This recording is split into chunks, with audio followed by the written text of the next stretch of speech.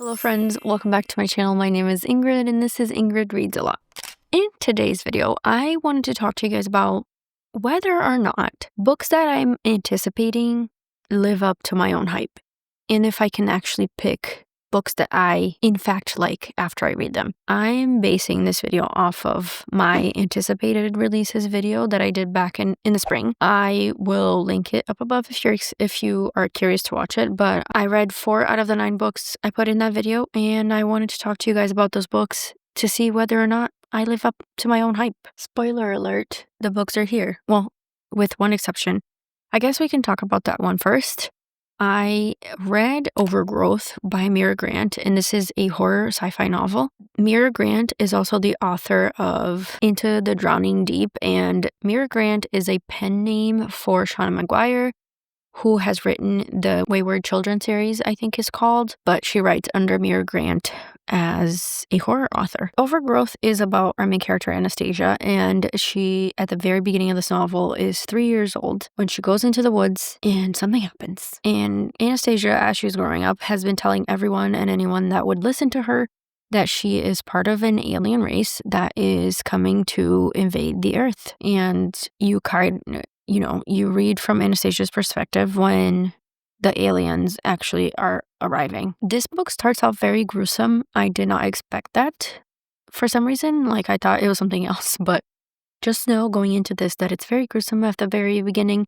But basically, this alien race is a mixture of plant and human, which I thought was super cool. But in fact, this book is more about the philosophical questions of whether or not humanity is worth saving. And right after you get the glimpse of Anastasia as a 3-year-old, you jump to her being 35 and living her life as a normal human, thinking that this thing that she has in the back of her mind is actually sort of a delusion of grandeur. But her friends and family basically all think that she's just a quirky person, and they've all accepted the fact that, she is who she says she is.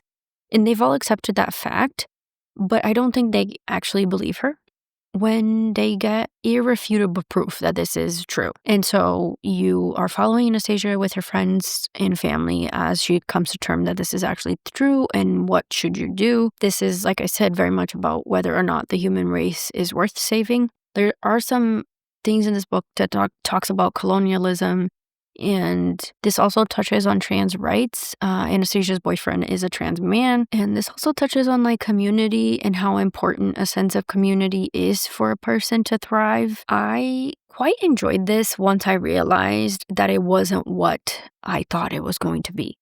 With that said, I ended up giving this a 4 stars because I was hoping to get more of the alien plant invasion, but you get more of the human side of things, if that makes sense. Where, Anastasia is she wants to meet her real family, but at the same time, she wants to save the family that she's had for the past 35 years. And yeah, lots of different questions posed in this book, and I really enjoyed it. A 4 stars for me is a very good book.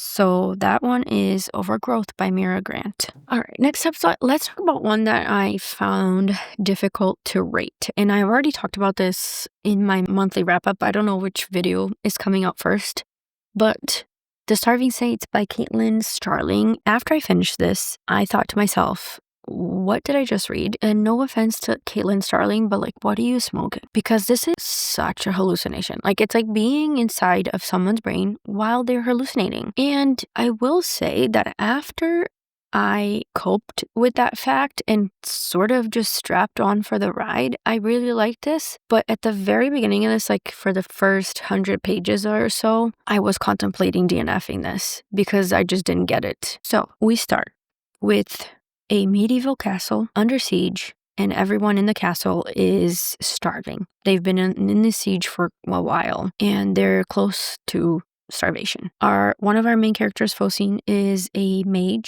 a heretic, and she has already performed a miracle in a sense because she was able to cleanse water through magical means. And so the king tasks her with solving their starvation problem. And she's kind of I don't know how I did the water thing, but sure, I'll give it a go, And we also have another main character. Her name is Voin. She's a knight, and she's sort of a renowned knight in this story. And she follows what the king tells her to do, even though she doesn't agree with him. And then we have Trela, the third and final main character, and she is someone that came to the castle seeking revenge. Like I said, the very beginning of this book, like for the first 100 pages or so, I was just trying to figure out what's what. But this book is not linear at all, and you kind of just have to go in it for the ride. And if you don't like books like that where you feel like it's very nonsensical, I don't think you would enjoy this. I really like the religious side of this, and like the fact that Focine used to be a nun in this religion that they follow. And that's what the bees and stuff. Oh, because this, I'll show you. This special edition from Aardvark has like a honeycomb in it. And I was thinking, like, what does honey have to do with this? But this religion in this book that they follow they kind of like revere honey and honeybees and their structure. And it's very much, it sounds like, from what I understood, it very much follows like a specific set of rules. And then when Focine sort of starts to learn about the world, she gains knowledge of magic, it sort of crumbles this religion for her. And she's no longer a nun. And this is off page, but she becomes this heretic.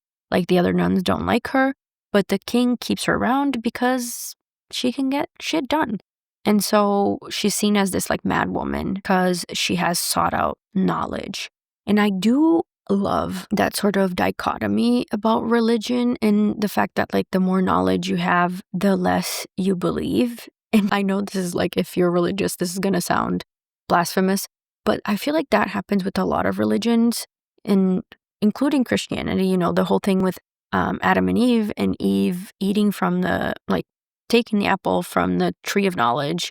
And so I really like that. And this did that in a weird way. But, I forgot to tell you, what happens at the very beginning of this is that through all that's happening in the starvation and things, Focine calls out to these saints, and then the saints appear. But it's not all as it seems, and it's not the miracle that they were hoping for. This is super weird. Like, I found myself really thinking about this book after I finished, and that to me is always a sign that I enjoyed the book, because I keep questioning things that happen in the book, and I keep thinking about the different things. So yeah, I actually did enjoy this. I was having a hard time rating it just because, like I said earlier, I almost DNF'd it.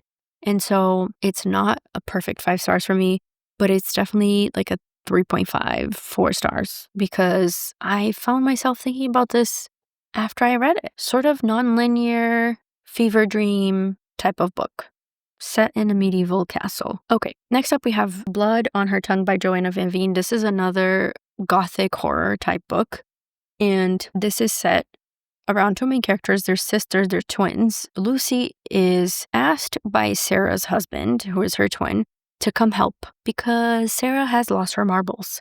And this is set in 1887, where at the time women, if they were showing any signs of what we like to call hysteria, they were sent to asylums and never heard from again.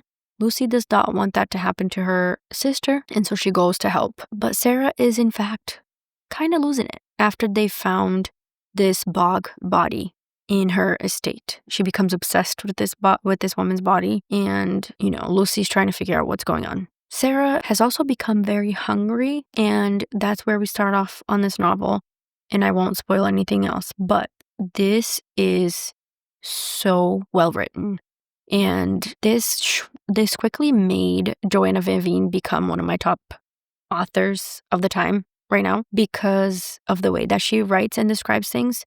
The writing is just so descriptive, and like the gory parts of this is not for the faint of heart or stomach. So if you don't like that kind of like very literal description of things, then I wouldn't pick this up, because you will be disgusted at points, which I was too, but I think that just goes to show how well this author does her craft, but I really, really love this.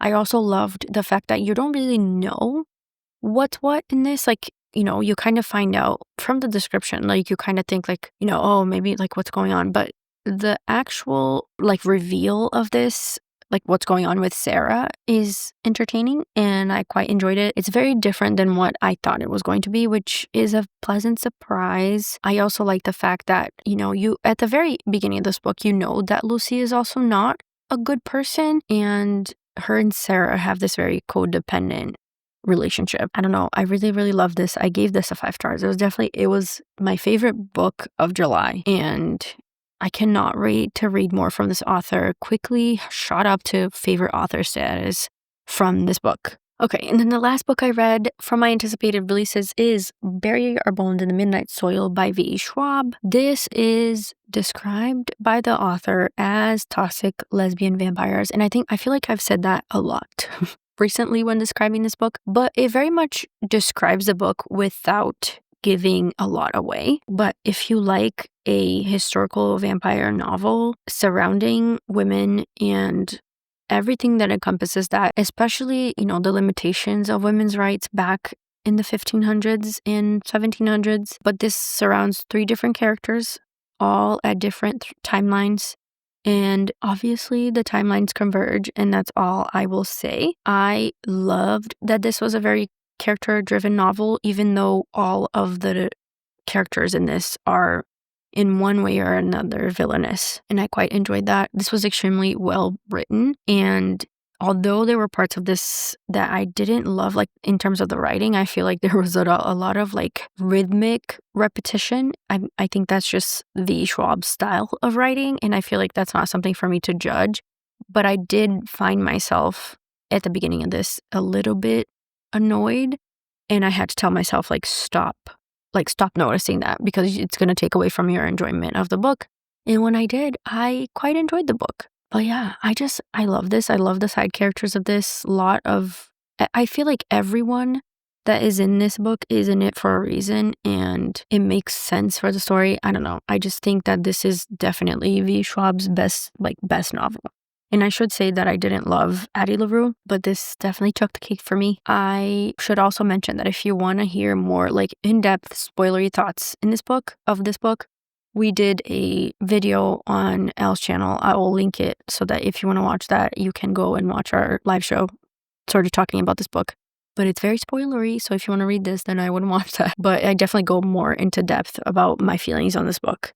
So yeah, that is my experiment. Well, it wasn't definitely done on purpose, but I realized I have actually read a lot of the books that I was anticipating. And now I wanted to talk about how I think that the older I get, the better I get at picking books that I know I will like. Because out of the 9 books, I read 4, but I enjoyed all 4 of these books. Obviously, I don't know because I didn't read the rest of the 9, but I feel like I've been getting really good at deciphering what's actually going to be for me or not. With that said, I also have been really into horror lately, and the commentary that horror novels allows to talk about society and to talk about things that we as humans are afraid of.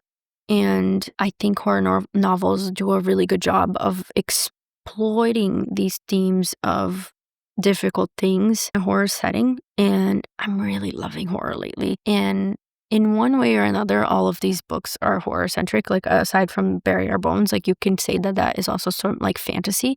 But there are very horrific things that happen in this book. What else can I say? I haven't read any of, in that video, there's some fantasy and dark academia. So I didn't read any of those. But I guess I'm curious to do this again because I just filmed another anticipated releases. So I'm kind of curious to see if I am in fact good at picking books or anticipating books that I'm actually going to like or not. But yeah.